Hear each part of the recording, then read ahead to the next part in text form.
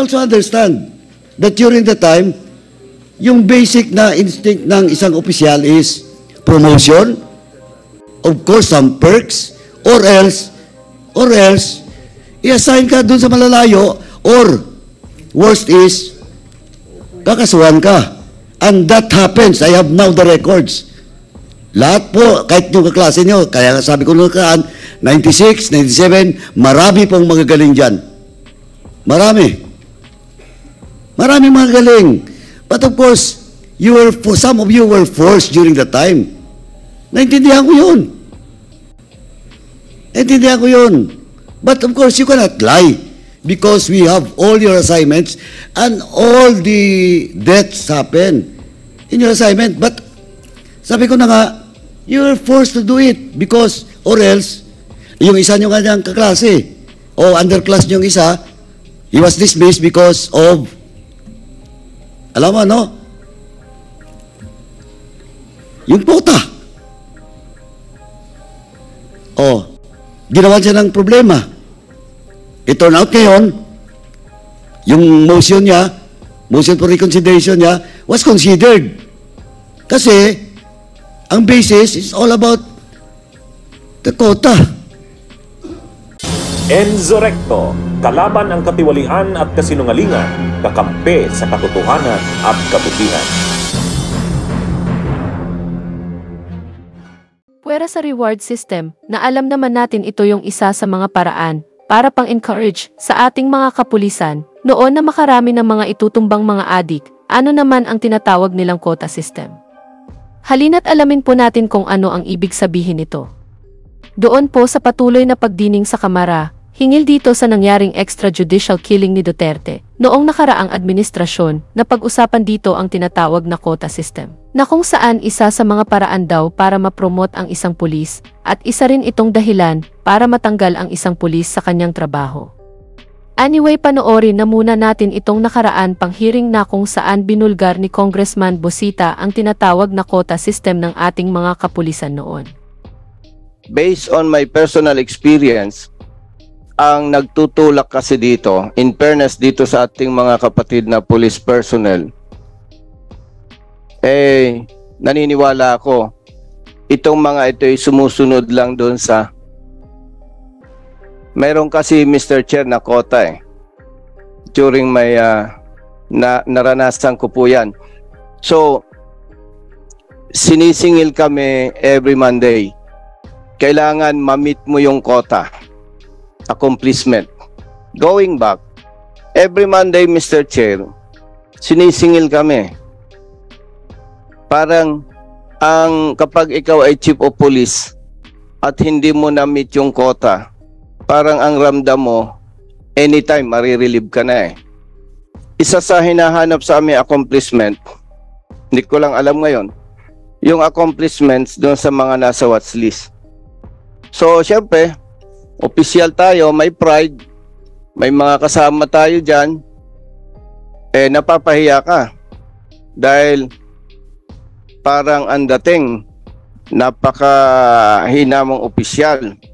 So, out of 21 na nasa watch list na naratnan ko do sa aking station, sinulatan ko lahat yung families except yung isa na ang kaso niya murder case. Yung 20 sinulatan ko, nakipag-meet ako sa kanila, na sabi ko, mas makakaganda na isurrender nila yung kanilang kapamilya na sinasabing involved sa illegal drugs.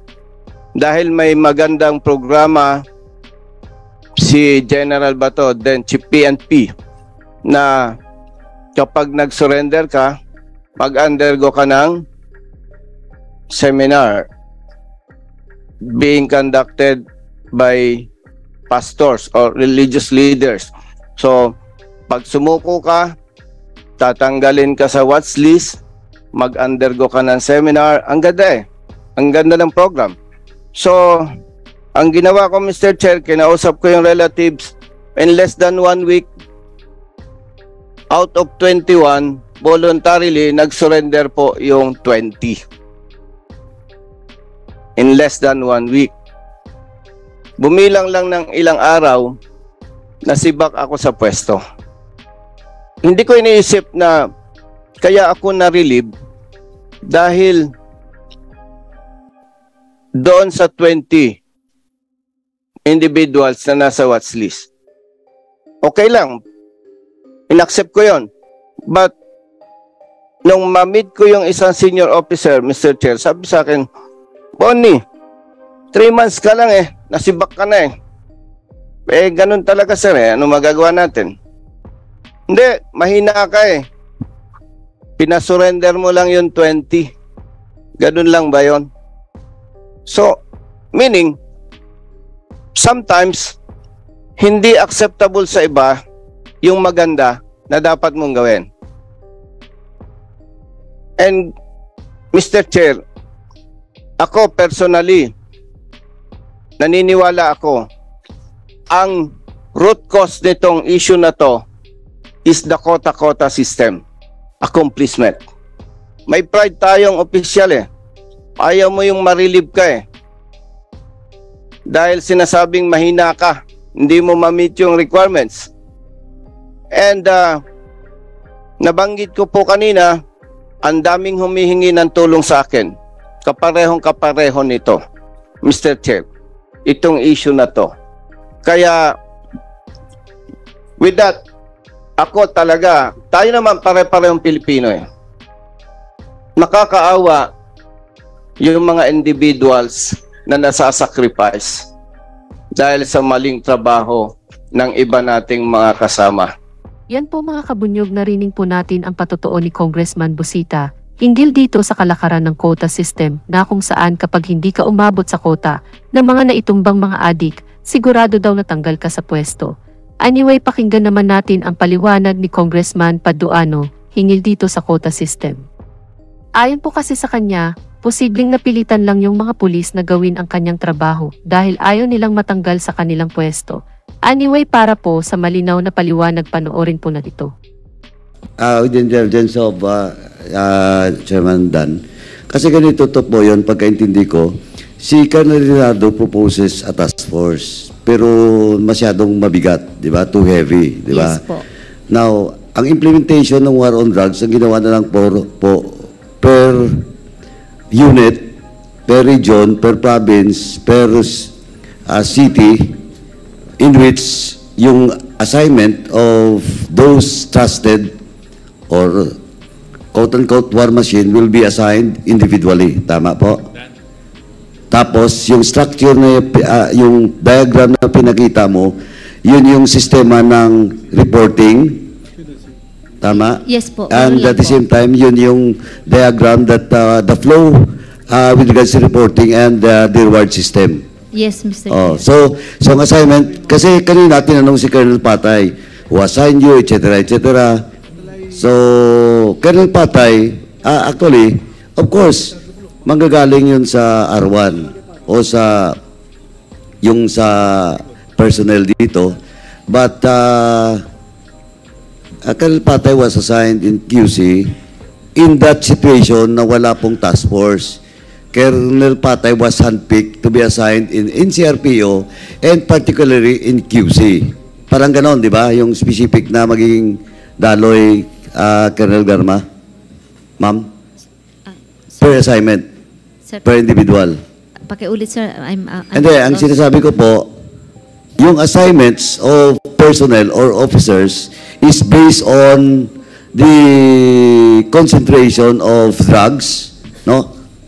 At the same time, wala pong task force dahil individual lang assignment ng bawat trusted individual that should implement such Davao model. Ika nga. I'm not too familiar po kung ganun ang lahat ng setup, but to some, nangyayari po yon. To some po naman po, dala-dala sila ng PD, dala-dala din po sila ng RD. Of course, I understand. Yes, sir. If the PD is part of the selected people that will be implementing such directive, di ba? Yung war on drugs, tama? Lahat po kasi required na mag-implement. Kaya nga, pero ang ibig ko sabihin, Yes, sir. for example, si Juan de la Cruz is in Negros. o Bacolod City, pag nandun yung bolto no, ng drug transactions and activities, kung si Juan de la Cruz is now the city director of that city, maintain siya, di ba? But in the case of Colonel Patay, for example, kasi ganito na lang po, nandito naman lahat, no, sila, except for Colonel Bilina. Dito na po, si Marcos nandito rin. Ito, ano na lang tayo dito, kasi you cannot lie the data and the records in your assignment. Example, Colonel Patay. In your case, 2017, Yes, Mr. Chair. you were assigned here. O, sinong bit sa'yo? Who is the QCPD at the time? General Elisar, Mr. Chair. General Lizar. Elisar, Mr. Chair. O during your time as junior officer, do you have any assignments under Elisar? None, Mr. Chair. O none? O, kita mo? You were assigned here not because you were brought or asked by General Elisar. You were brought here to implement this project. Ganon po, kahit yung Colonel Marcos. Well, in fact, Colonel Marcos, yung Colonel Laraga was demoted in that operation, but he was just suspended for 4 months. Di ba? Ikaw, Colonel Pitalio, o saan ka na-assign na maraming namatay? Di ba you were assigned Laguna? Mr. Chair, Binyan po ako siya noon. O, Binyan. Laguna nga. Yes, sir, Laguna. O, then you were assigned in Rizal. Tama? Kainta, sir. O. Ang request ko lang dito, nandito kasi lahat na records nyo eh. Tapos magkatugma doon sa nangyari, napatayan, yung mga namamatay. Kaya I also understand that during the time, yung basic na instinct ng isang opisyal is promotion, of course some perks, or else, i-assign ka doon sa malalayo, or worst is, kakasuhan ka. And that happens. I have now the records. Lahat po, kahit yung kaklase nyo, kaya sabi ko nung kaan, 96, 97, marami pong magagaling dyan. Marami. Maraming magagaling. But of course, some of you were forced during that time. Naintindihan ko yun. Naintindihan ko yun. But of course, you cannot lie. Because we have all your assignments and all the deaths happen in your assignment. But sabi ko na nga, you are forced to do it because or else, yung isa nyo kanyang kaklase o underclass nyo yung isa, he was dismissed because of, alam mo, no? Yung pota. O, ginawan siya ng problema.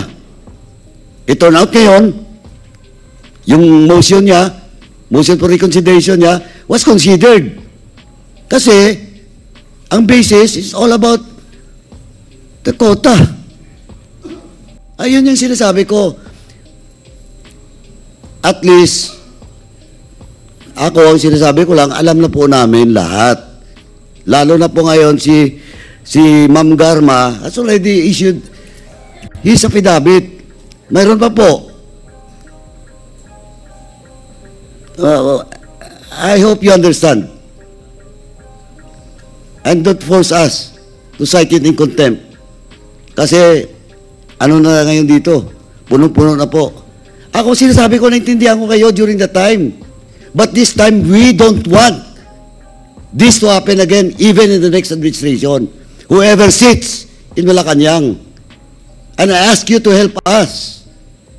Because this is not for me, this is not for the Quadcom, this is not for the House of Congress, this is for the people of this country. Yun lang po. Sana po you cooperate and you execute your affidavit so that we can now end this interpellation. Kasi darating din tayo doon. Sabi nga ni Chairman Akop nung nakaraan, aabot din tayo doon. Yeah. Anyway, Mr. Chairman, I hope yung mga nandito, and don't you know, kahit si Colonel Tam Tucson wala dito, papatawag din siya. Kasi kayo lang nabanggit nung nakaraan.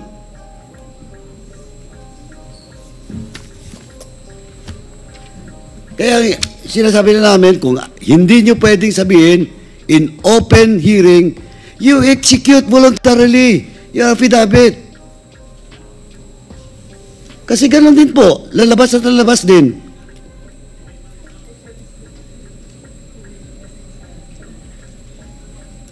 For now, Mr. Chairman, that's all. I hope the gentleman in the PNP understand my position.